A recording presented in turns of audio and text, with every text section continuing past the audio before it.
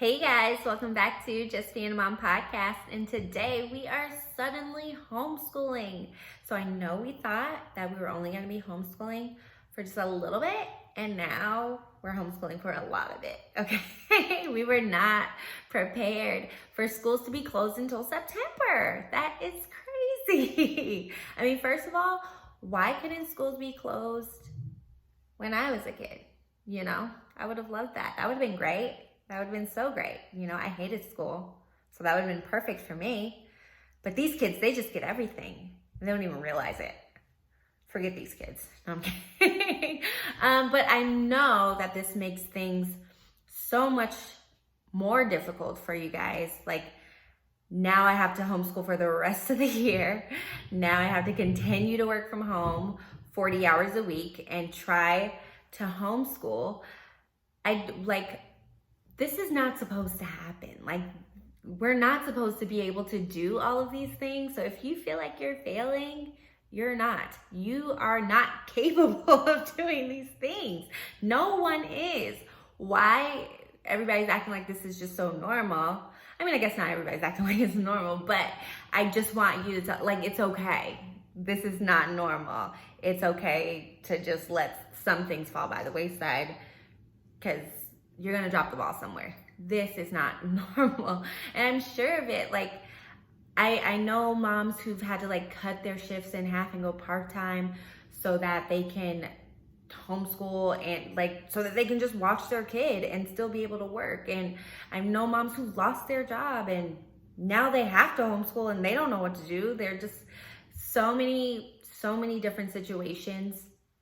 It's so much going on, and it's hard for everybody. And my goal is to help you guys kind of just at least on the homeschool front, just kind of take a little bit of stress off of that, because trust me guys, you can do it. And I think your kids will be better because of it. I honestly feel that learning one-on-one with the worst teacher is better than learning with a class full of kids, 40 kids, 30, 40 kids, with the best teacher. I honestly feel that way. Because look, think about it. Think about tutoring. Kids are tutoring kids. Students are tutoring other students. Literally just because they understand the information better and they can sit one-on-one and have that time with another student to help them understand the information better. So all you really need to do is know a little bit more math than they do, okay? And there's teachers' manuals, there's help, there's resources out there to help you. And honestly guys, that's one of the reasons why I chose homeschool for us, was because I just feel like that one-on-one learning time is more beneficial. And the school systems, I hate to say this, but they're not the best. I know that there's so many teachers in the school system, counselors, principals that are working their butts off, that are amazing. I know so many amazing teachers. So to say that, the school system sucks, I would never, because I grew up in the school system, my husband did, tons of us did, and we turned out okay. But I do know some kids, and I've seen it, get pushed to the wayside, and they're just forgotten about. They're just pushed through the system, and that's it. And I just don't want my son to be in that system, especially as a Black man in America. It's already going to be hard enough for him to, I don't want to say succeed. I don't want to put that negative energy out there, but I know it's going to be harder for him. So I want him to be better. You know what I mean? If you're a Black mom, you know what I mean, okay? If you have a Black son, you know exactly what I mean. He's got to be a little bit better to get the same opportunities. So this is a lot of the reasons why we chose homeschooling for our son, especially since I have a degree in education. I thought, who would be the best teacher for Elijah? Me. So that's just a few reasons why we chose homeschool. But and honestly guys, it's only a few things that you need to do to be good at this. It's tough, but honestly, It's doable and you can do it. And there's things to make it easier for you. So you just need just a few things to start. And I'm gonna share those things with you. It's just 4 things, but you probably do need more, but I'm gonna start with these 4. To start, this is for the homeschool starter kit, okay? Just need these 4 things. And stay tuned because the last one is the most important, so I don't want you to miss that one. But first of all, number 1, I mean, it's not the number 1 reason. I guess I should go 4 to 1.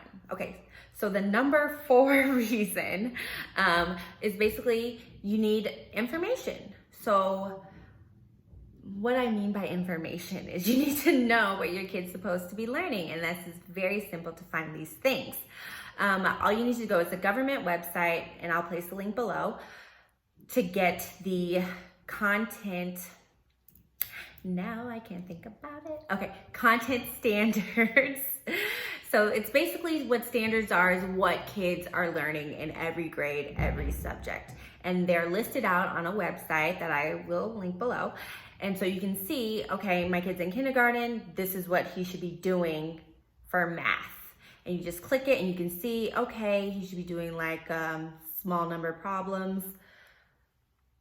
So let's work on that. So that's what we're working on today, and or for a week or for however. So just know, so basically you'll just gather this information, you'll know what they need to be doing, and yeah, that's really it. But for preschoolers, it's a lot different because, you know, there's no like set curriculum for a preschooler. There are things that you want to develop and get your child ready for school age. So the 5 developmental domains that I like to kind of focus on is cognitive learning, which is basically like their memory skills, sorting, imagination, their problem solving skills. So things like large motor, just things that like building, what else? Yeah, all those things. So 1, that's cognitive. The second thing I like to focus on with preschoolers is language. So that's literacy, reading, writing, letter recognition, phonics, letter sounds, blending sounds. For a preschooler, that may be a little bit advanced. They really work on blending sounds in kindergarten and really focus on reading in 1st grade. I'm not sure if it's changed. I've been out of the school system for a while, so it may even be really working on reading in kindergarten, but it's around kindergarten, 1st grade when they really start learning to read. So I like to focus on language. And then number 3, sensory. Sensory is super important. Kids need to be like manipulating. They need to be aware of all their senses. They need to feel, they need to see, they need to hear, they need to smell, they need to taste. And there's so many sensory activities.